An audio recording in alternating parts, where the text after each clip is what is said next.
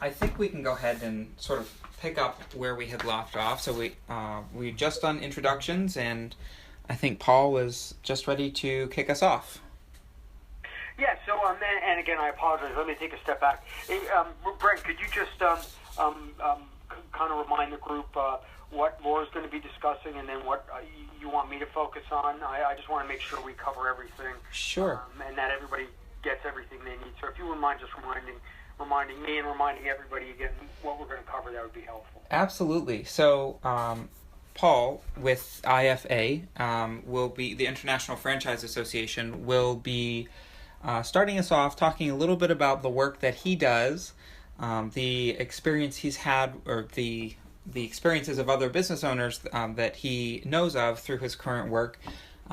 Particular suggestions, we have 8 tips to getting started. So in terms of timeline, what it really takes for a business to franchise themselves. How do you even begin? What types of things do you really want to consider before you go and do that? And then we'll hear from Laura on some of the do's and don'ts, who has successfully franchised her business. She'll go into a little bit more detail about what that looked like for her, some of the things that she found very successful, imparting different successes, and then some things that maybe didn't go so well that she would recommend avoiding for business owners that are looking to franchise their business. And then, Wonderful. Yep, and then at the very end, some of the folks who did RSVP submitted questions, and I had sent those over to you, but I do have those on hand as well. So we'll try and cover those, and then if additional questions come up for everybody on the line, you can use the little chat bubble and post your questions there, and then we'll try and answer as many of them as we can. Wonderful, Brent. Thank you so much. Again, this is Paul with the International Franchise Association. So, franchising is a dynamic engine in the U.S. economy. You'd be surprised at how many different types of franchises there are out there. I mean, not just in the U.S., but worldwide. The majority of our members, and we represent franchisors, like Laura, and then franchisees, like the mom and pop who might be operating the Subway on the corner of 5th and Main, and then supplier members, people who do business or want to do business in the franchise market space. And they primarily tend to be, at least within IFA's world, they tend to be the franchise attorneys, the franchise consultants, and then it's, the technology providers, insurance providers, so on and so forth. But for today's purposes, in terms of, you all who are joining us today, and thank you for taking the time out of your schedule for today's webinar, and I hope you all learn a lot. But if you're currently operating a business and you're thinking about franchising the business, usually, what I've learned over the years, from my perspective, is that whatever your business is, you're obviously you're dealing with the public. You have customers coming into your location, and usually it's those customers who come in and they're like, wow, I love this place. Do you franchise? And that's usually how people enter into the world of franchising. It's primarily. Now, obviously, there's 100 different industries that franchise, and it's probably let me take a step back, because it's very important to understand that franchising isn't really an industry. Over the years, I think we, and I say we meaning IFA and its members, we kind of refer to it as an industry, but franchising is really a means of distribution. It's really a business model, but it just it's hard for people to kind of wrap their hands around that. So, over the past few years, I just kind of refer to it as an industry, and it makes it easier for people to understand. But as an industry, per se, there's 100 different industries within franchising. and they all just happen to franchise. Now, the largest segment within franchising will always be the restaurant food segment. So, of course, when people think of franchising, they always think of, McDonald's, Burger King, or Wendy's.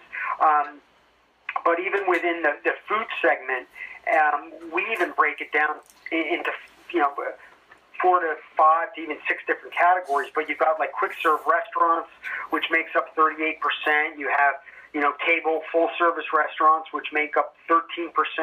Then you have retail food, which makes up 6%, and then you have 8%. And these are the top tier section within franchising.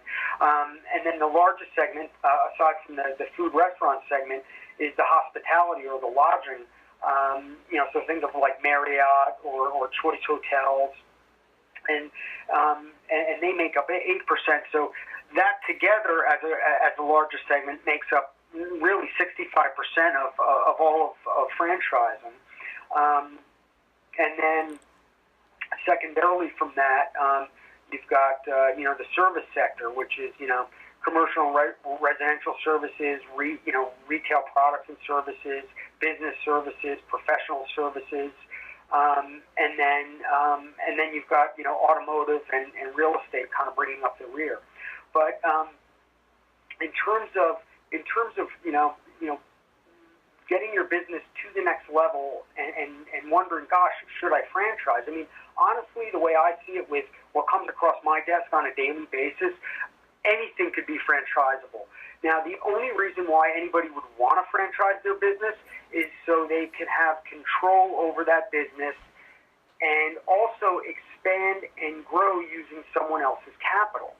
So, the example I always like to use with people is, look at Starbucks. People might think Starbucks is a franchise, but actually Starbucks does not franchise in the U.S. They are all corporately owned, and they've been able to grow using their own capital. Now, if you can do that, I mean, that would be on the flip side.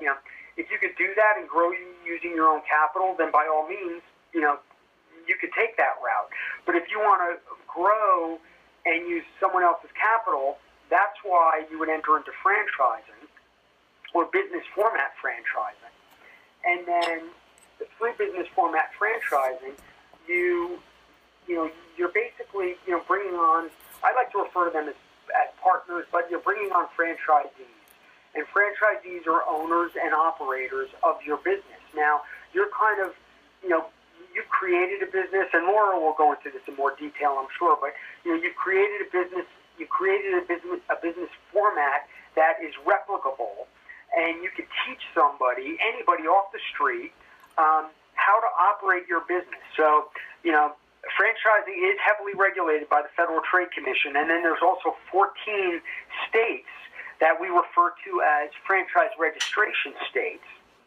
And franchisors have to register what is called a franchise disclosure document. I refer to this as consumer protection, not only for the potential franchisee, but also protection for the franchisor over their business.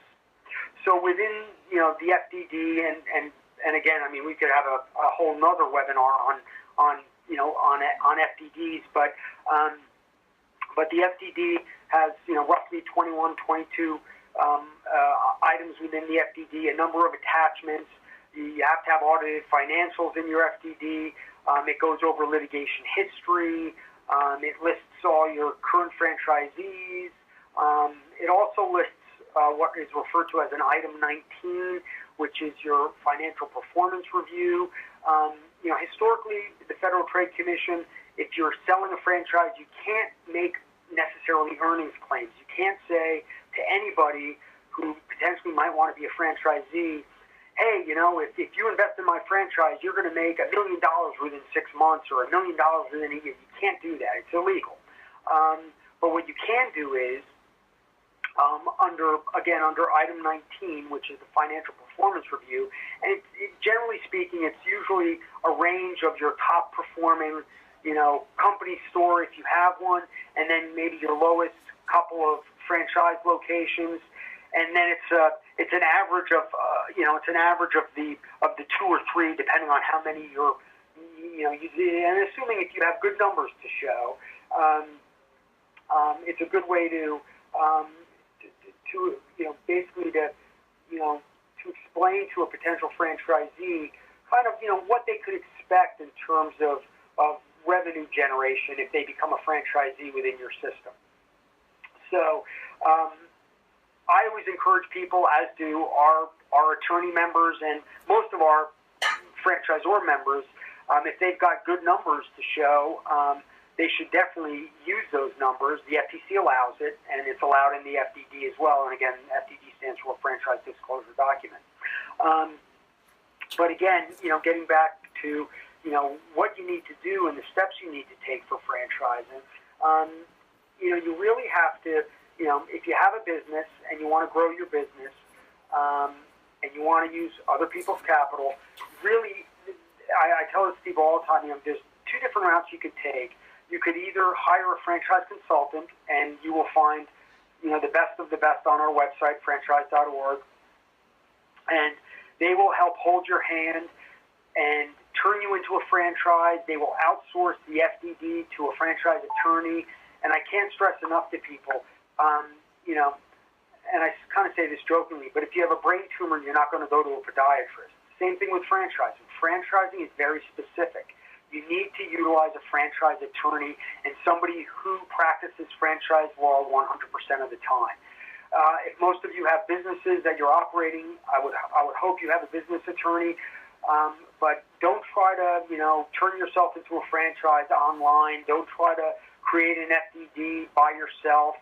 It's not cheap. I mean, I wouldn't expect Laura to mention how much it costs her to turn herself into a franchise, but I would give people a general ballpark. It's going to run you anywhere, depending on the complexity of your business, anywhere from $20,000 to $25,000 up to probably $200,000 to turn yourself into a franchise. And that's having an operations manual created, doing kind of like the background check in terms of your branding and to make sure that nobody else is using your mark and registering your mark in all of the states across the country, and then again putting together an operations manual, putting together the franchise agreement and the franchise disclosure document, the training manual, all of that, and then making sure all that is in place. And then, for example, if you reside in California and your business is based in California, California is a registration state. So before you can start selling franchises in your home state, you have to then register with California. And this is something that you have to do on an annual basis in the 14 registration states. And honestly, they tend to be, aside from Texas and Florida, which are business opportunity states, most of the registration states tend to be the most populous states, whether it's Washington, California, New York, Virginia, Maryland, Illinois, Minnesota, South and North Dakota, so on and so forth, Rhode Island. So before you start selling in those states, those states regulate franchising, and they look at the FDD. Now, every state, is a little bit different, though these are, uniform, disclosure documents. But some states are very strict about what they're looking for in the FDD. There might be a lot of kind of back and forth between if you're able to have an in-house counsel, but if not, if you have an outside counsel, they may have to work with you on this. But again, the whole reason why you would want to jump through all these hoops to, become a quote unquote a franchisor, and then in a sense, you're going to start wearing two different hats. I always just refer to as restaurants because people could kind of get a sense of restaurants better than other types of industries. But let's say you were a restaurateur, and let's say it was a pizza restaurant. You've been a very successful pizza restaurateur, and you may have 3 or 4 company locations, and you've done very well. But now all of a sudden you're a franchisor, and you're wearing this new hat, which is a franchisor hat. So you've got to start learning what it is to be a franchisor. And of course, that's when a lot of people come my way, and they start attending IFA events, or they start they hire a franchise consultant obviously a franchise attorney, and they start learning as much as they can about franchising. And I always encourage people. I'm sure everybody's heard of the Dummy series. There's Franchising for Dummies.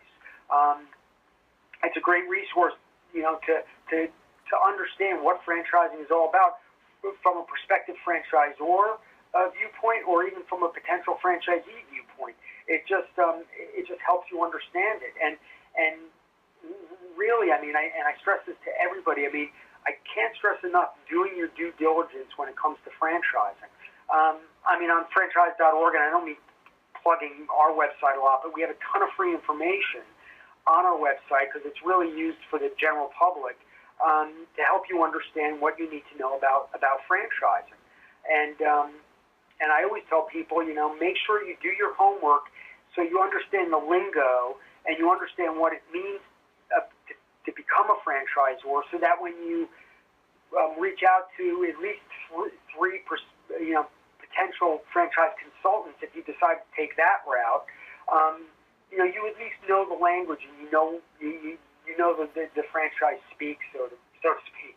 And then even if you're wanting to become a franchisee, again, I cannot stress enough doing your due diligence. You need to make sure I only like to promote those people that are members of IFA, because our members are expected to abide by and adhere to the IFA Code of Ethics. So I like to think our franchisors are the cream of the crop. But when anybody is looking for a franchise opportunity to become a franchisee, I tell them, do your due diligence, do your homework. It's not like winning the lottery. You still have to work hard, but like we like to say within franchising, you're going into business for yourself, but not by yourself. And I can't stress that enough. You're going into business for yourself, but not by yourself as a franchisee. So you're investing. It's still a risk, but it's a better calculated risk. You're still investing your money on a business, but it's a business that somebody else has done all the homework on. Somebody has already they've already figured out the best way to do things, and you have the opportunity to tap into their knowledge base. And then, so as a franchisee, hopefully you're going to be more successful, really as an owner-operator, than if you try to just create your own business, because somebody's already made the mistakes. Somebody's already figured out how things work best. So then, as a franchisee, when you invest, that franchisor is there to provide you with training and provide you with support, and you have to buy into an advertising fund, which is usually at about 1%, and then of course the price you have to pay back to that franchisor for being able to use their trademark and their secret sauce, so to speak, is generally speaking 6 to 10%. So it's kind of like paying taxes, but you have to give that back to your franchisor on a monthly basis, usually on a monthly basis. But then what they provide you, for that is that helps the franchisor kind of fund their franchise practice. And what I mean by that is that they become royalty sufficient, which means they're able to provide you as the franchisee with ongoing training and support, help educate you on new things, help bring in R&D into the franchise, or even work with the franchisees, because usually some of the best ideas within a franchise company came from franchisees. As a franchise system matures and grows, they usually create a franchisee advisory council, and it's usually their top performing franchisees, and these are people who are very knowledgeable franchisees within their system, and they help kind of work very closely with the franchisor. But the very unique thing about franchising from a franchisee perspective is that you are the owner-operator of that franchise. The franchisor does not control who you hire or who you fire. They don't control, they do control your hours of operation per se. Like if you were a Chick-fil-A franchisee, you can't be open on Sundays. And if you're, depending on what the franchise is, if you're just, selling hot dogs, you can't sell hamburgers. But in terms of running that business, you are the owner-operator of that business. You're in charge of paying of setting salaries. You're in charge of paying those employees. You're in charge of providing health insurance for yourself and your family, and providing health insurance for your employees. And without getting into too much detail, in the 17 years that I've been here at IFA, right now on the legislative front, I've never seen the climate as bad as it is today within within the franchising world. There's the National Labor Relations Board, which is a government agency here in D.C. They are, without getting into too much detail again, they're basically attacking the franchise model. It's called joint employer or the joint employer issue, and they have stated that that franchisors are joint employers with their franchisee.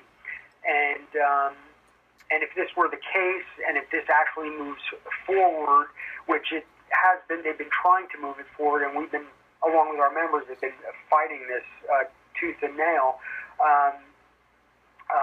It would really drive a pretty heavy stake in between, or a pretty heavy stake in the franchise business format franchise model.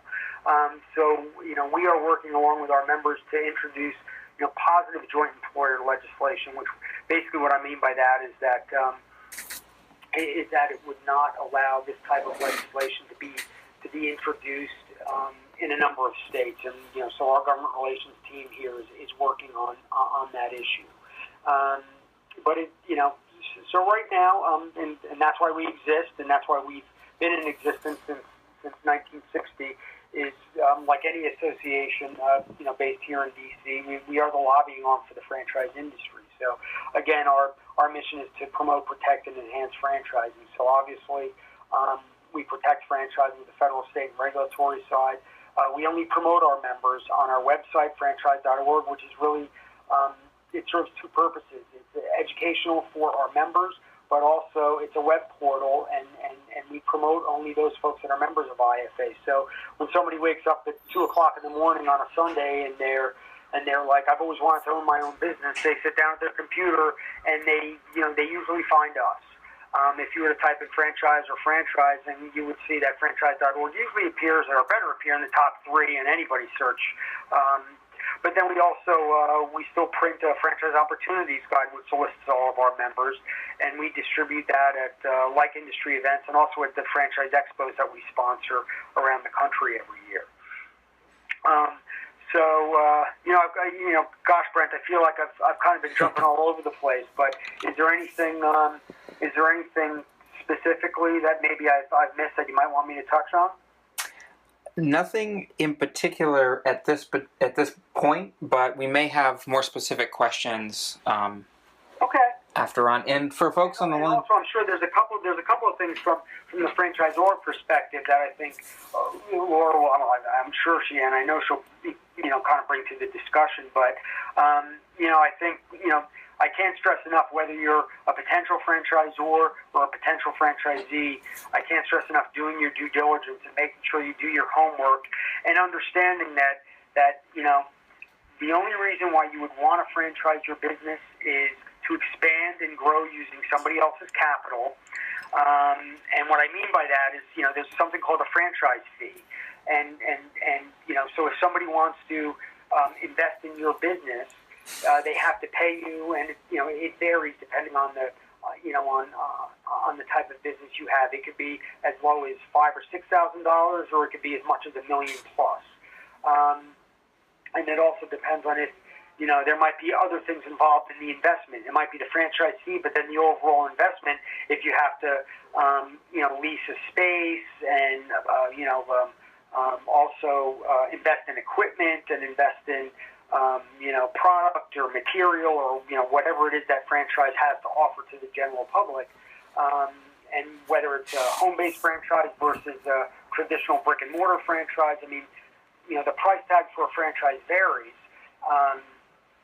So from that aspect of it, again, if you're going to grow your business, granted I'm biased, but I think franchising is a great way to do that using someone else's capital. But it also, though it does cost you a lot of money to hang that shingle out front stating that you're a franchisor, it does give you, hopefully, a lot of protections through the FDD and the franchise agreement and other things.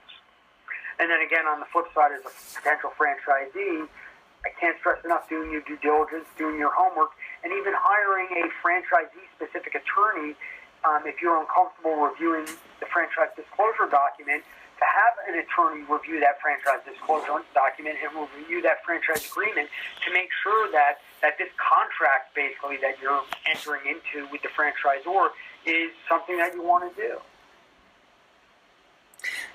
Great. Well, thank you so much, Paul. As hopefully folks on the call have learned that the International Franchise Association really has a lot of resources available to you if it's something that you are interested in moving forward with. And as we learned from Paul, there are a lot of things to consider. Now let's hear from Laura and see how it actually played out for her. Hi, Paul brought up a ton of good content for whether you're questioning franchising your business or not.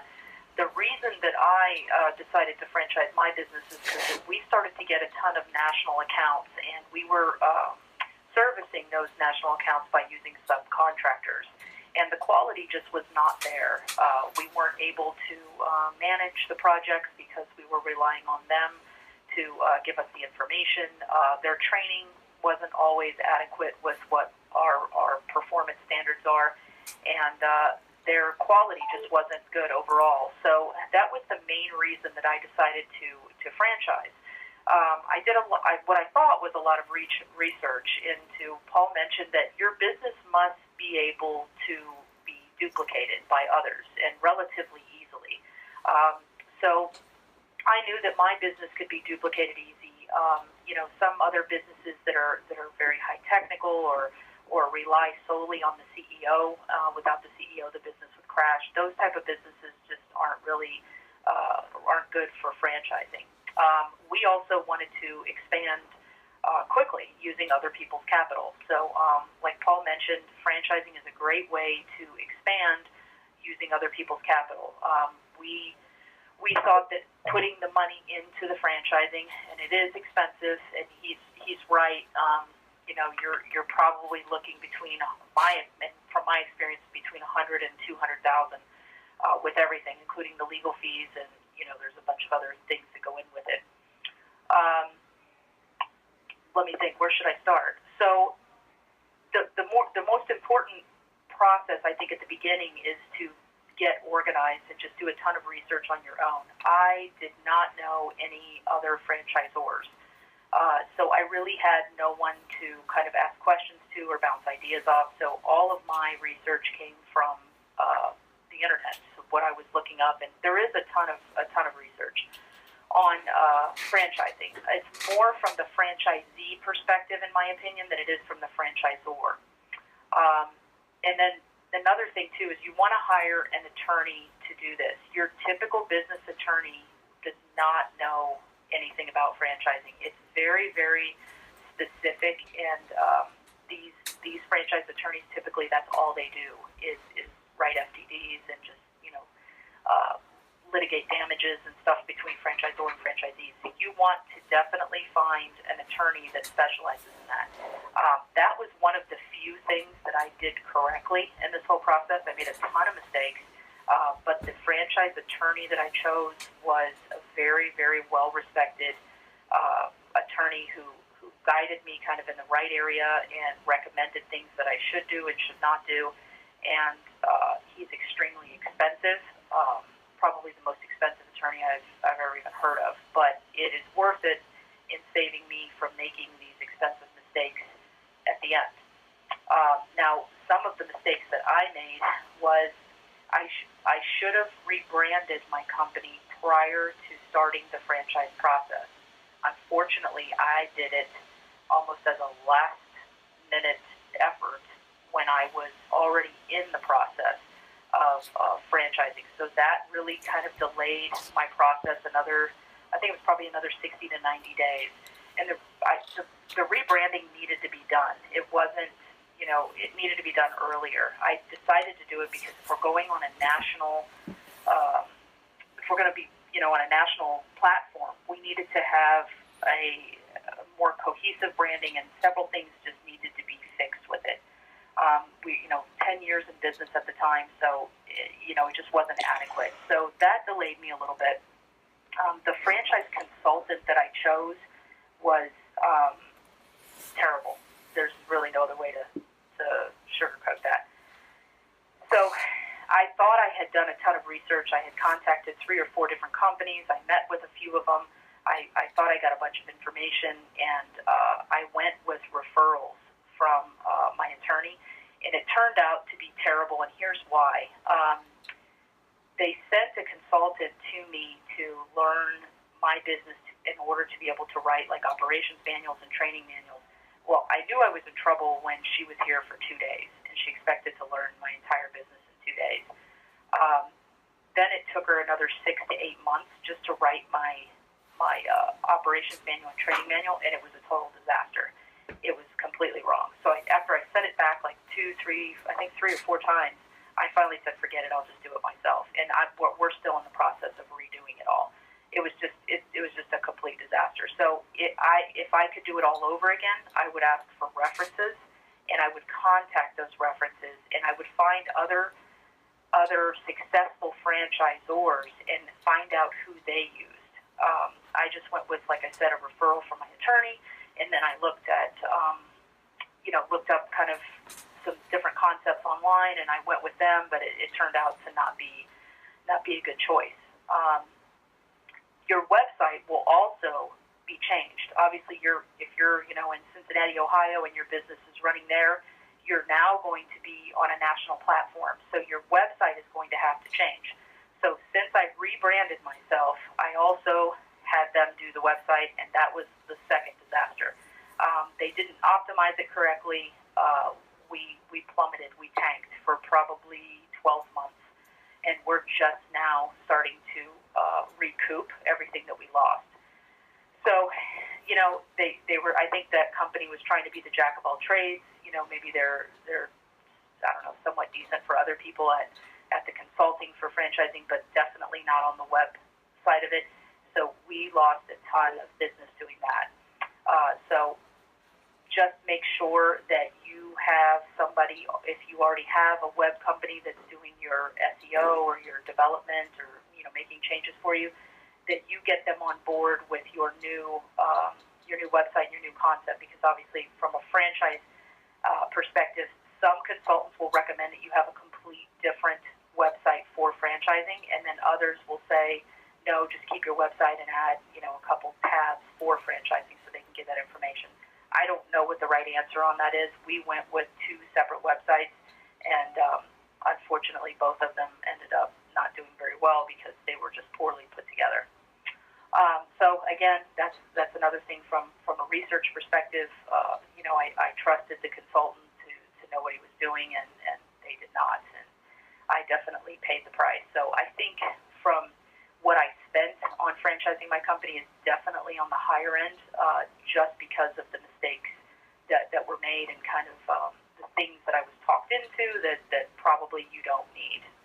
So definitely I've made my share of mistakes. You'll want to definitely trademark your brand. It's not expensive to trademark your brand. It's expensive to protect your trademark, and there's a big difference on that. But you'll want to do that because you want your franchisees protected, and you want them to know that that your brand is making a name for themselves in the area that they're buying at. Now, another thing that my attorney taught me was to be very picky about who you are letting into your franchise. And I know at the beginning it's kind of counterintuitive because you think, oh, I need to sell franchises because I need to recoup all my money that I spent. But be very, very careful. We've actually turned down quite a few people just because they have the right amount of money to afford your franchise does not mean that they're a good fit. You are going to be with these people like family for at least 10 years is the average, I think, the average contract length. So you want to make sure that these people are a good fit for your brand and your model, and that they're not going to take it somewhere that you had no intention for it to go. Initially, we didn't know what type of person that we were looking for. that could do our type of work, because it really runs the gamut. But now, after a couple of issues that we've had going forward, we've decided that we're probably not going to take anyone who has not run a business before. So we want former business owners, and the reason being is because there's such a huge delay in progress when you have just the guy that's worked for an IT company for 20 years and decides he wants to be in business for himself. Now, there's nothing wrong with that. It's just for our model, we just didn't feel that it was a good fit for us.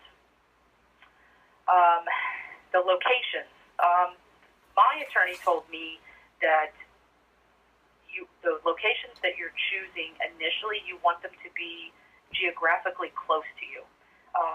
And the reason for that is that you want to be able to help them if they need it. So if you're in Atlanta, you probably don't want to choose somebody in North Dakota, because that's not a quick flight for you to go over there and help them out. I understand that, and our first one was in Kansas. We're in Florida, and that's not very far in my opinion, but it's probably further than what he would have recommended. Our second one was in Austin, Texas. Again, it's probably a little further than what he would have recommended. However, we're very comfortable with it. We have weekly conference calls. We have private Facebook groups to constantly keep in communication with one another. And not only that, they can reach our operations staff, our sales staff at any time. And that's huge, because if you're working certain hours, they may be working different hours. You want them to be able to feel supported at any point. So if they get into a situation at 2 o'clock in the morning, we have a 24-hour service that will get them to the right person to answer their questions if they get into the mix of it. And if you don't know what our business does, we run an emergency cleanup business. So our business is literally a 24-hour business. So if one of our franchisees gets in a situation where he doesn't know what to do and it's 2 o'clock in the morning, we have the right help for him. Let me think. Am I missing anything, Brent? Well, what about, can you speak to mentorship? Who helped you along the way? It sounds like your attorney was pretty instrumental in that, but was there anybody else? No, and unfortunately, I'm a little bit unique in that I haven't had a mentor in franchising, and I've never had a mentor in business in general. So I'm a little probably unique than other people. I relied on my attorney to kind of guide me for the legality of things. Obviously, he put together the franchise disclosure document that Paul is talking about, and that is very, very complex. That's definitely something that you don't want to try to do on your own. Every state has different regulations and requirements, and it's quite complicated. And because I'm so new at it, I think I've been doing this for about 8 months now. I'm still learning myself. What you can say, what you can't say, and what states are registration states and which are not. So there's so many things to learn, and your franchise attorney will keep all of that stuff together for you. They keep a record of your renewal dates, your renewal times, of whenever they need to send in the paperwork for you. You're just really signing the paperwork. If you had to do that yourself, it's honestly it would be a mess.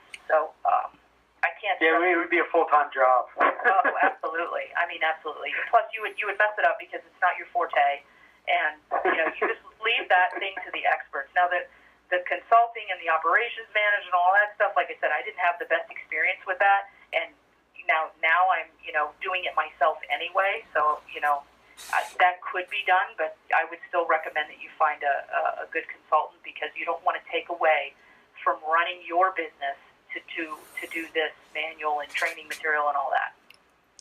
And if I could add one thing, we actually do have a mentor program here at IFA, and you don't need to be a member to participate in it. We actually call it, like everything involved in franchising, it's called Franship. Fran anything is constantly used in the franchising world. But in any event, our members who created, who helped me create this program, we decided to call it Franship, and it's IFA's mentorship program. And we list all of the mentors, franchisors, franchisees, and suppliers on our website. So if you're a potential franchisor, you could just, find a mentor, and then you follow back up with me, and then assuming they're not mentoring too many people, that person will become your mentor, and so on and so forth, whether you're a potential franchisee or if you're a potential supplier or even an existing franchisor or franchisee or supplier. So it's just, so there is that program that I did want to mention. And also, too, as I said earlier, and kind of to bolster what Laura's saying, again, I only like to promote those folks that are members of ISA, and we do have about 140 law firms that are, franchise law firms that you can find on franchise.org, and also quite a few franchise consultants that you can find on our website as well. Okay, great, excellent. I think at this point we have a good amount of time now for questions. So for those folks on the phone, I mentioned a little earlier, but again, you can ask questions via the little chat box, the little bubble up there. I believe it's orange on your screen. If you click it, you can type in a question, and we will do our best to answer them. One already came through. Will we get this material, this Word document, and or of the PowerPoints not seen here? This webinar will be available on our website probably by the end of this week, as are all of our monthly webinars. You can always go back and refer to those and watch them again at your leisure. So this particular screen, the Word document that will be shared on there, Paul sent over several different links of resources, so if you're interested in those, please send me an email and I will be very happy to share those with you as well.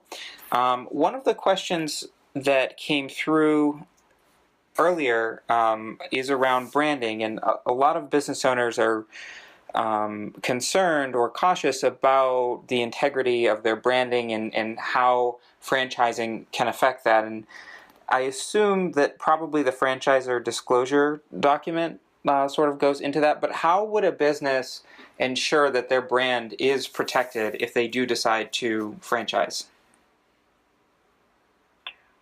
Laura, I think I'll turn that over to you. Yeah. It sounds like you have some good experience with that. Hopefully, it sounds like a little bit negative, but also some positive as well. But Yeah, so you're probably best to address that. What you do on that is you trademark your name. If you have taglines or logos or whatever, you can trademark that, and your franchise attorney will also probably be the one to do that. And it can be a lengthy process. I think the average is probably 6 to 8 months for it to actually come back through the USPTO. So that's the way you do it. Now, how you find out about infringements is typically in the workplace. Say, for example, you have a franchisee in New York City, and your name is Joe's Coffee, and somebody else is branding or selling coffee under that same name, and the franchisee reports that to you. So it would be as a franchisor, it's your obligation to notify that the infringer that they are infringing on a federally registered trademark. Now, remember, it's not expensive to trademark. It is very expensive to defend your trademark. Several $100,000 if you get into a lawsuit over your trademark. Now, typically a letter takes care of it. Most people that have sense know, well, if I'm infringing on a trademark, then I shouldn't be doing that. And most people, to be quite honest, are it's very innocent. Like they had no idea. They just were a small business and they didn't do any searches, trademark searches, to find out if that name was already taken. So that's why a typical letter just kind of takes care of it. Okay, great. And what are some of the main differences between a service-based franchise and a goods-based franchise? Are there any differences, and what types of considerations should business owners have for those? I think that's useful. I only know from I'll jump in there. Yeah, not a problem. There are really two main types of franchises. There's product distribution, and then there's business format. And Laura's franchise, Spaulding Decon is a business format franchise. And, McDonald's is a business format franchise. Marriott, Meineke or Midas, or Janney King, or Molly Maid, they're all business format franchises. Now, product distribution, the best way to explain this is think Pepsi bottler, ExxonMobil or Toyota or Ford. If you go to buy a Toyota, that though they're called franchises, it's really a distribution.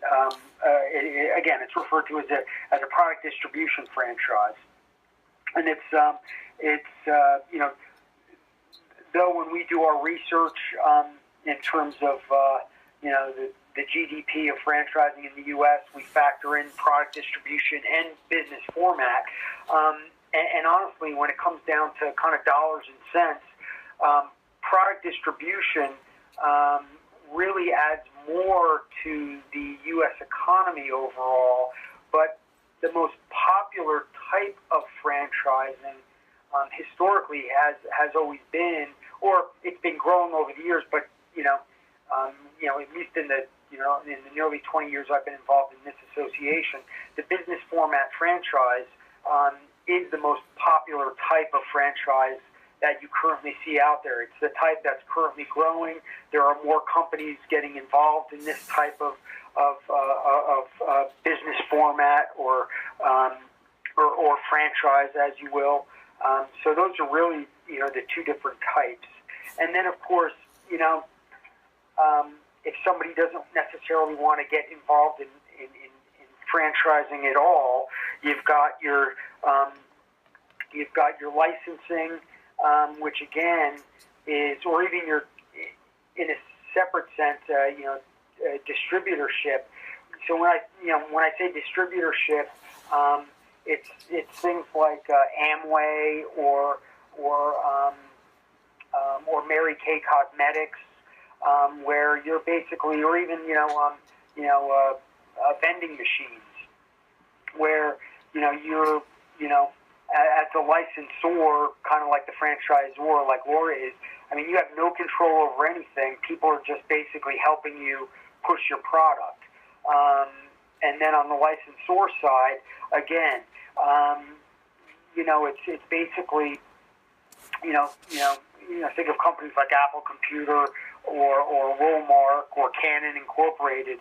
Anybody could kind of use the brand, and but you have no control over what happens with that. So a lot of people will even ask me questions or say, well, I don't want to spend all the money to be a franchisor. Well, then they have to realize that that if you don't spend that money, you're not going to have any control over your brand. If you want to have control over your brand and control over what you've created and have consistency, so that when you walk into and I hate to, I just always use McDonald's as an example, but when you walk into a McDonald's in D.C., you expect the French fries to taste exactly the same as when you walk into a McDonald's in Seattle, Washington. So there's reasons why franchising, though it might be costly and it's heavily regulated, there's reasons why you would want to enter into franchising versus entering into something else. I know that was kind of a long answer to your question, but there you go. Well, it was very helpful. It's definitely something to consider. So franchising actually really helps to protect that brand. So does anybody else have any other questions? I know we are about out of time. We probably have time for one more if it comes in the next 10 seconds or so. But in the meantime, Laura, thank you so much for your honest and transparent experience telling us about that. And Paul, thank you so much for helping us understand a lot more about what it takes to franchise and all the resources that are available and the things to consider as well. My pleasure, Brent. And Elise, thanks for finding me. And this was a great pleasure today. And Laura, it was a pleasure joining you on this webinar. And Brent, feel free to feel free to share my contact information with folks who are on the call today. Listen, I take calls every day from people, and I'd be happy to spend time with folks on the phone if they want to call me directly. So I think you have my contact information. Feel free to share with folks if you'd like to. Yeah, you can share mine as well. I'm happy to provide any advice or whatever that I can. Awesome. Excellent. And thank you, Elise, for organizing everything. And we should have this up on our website, the webinar, anyways, by the end of this week. And everyone have a great afternoon. Thank you. Wonderful. Thanks, everybody. Take care. Have a great day. Bye now. Thanks.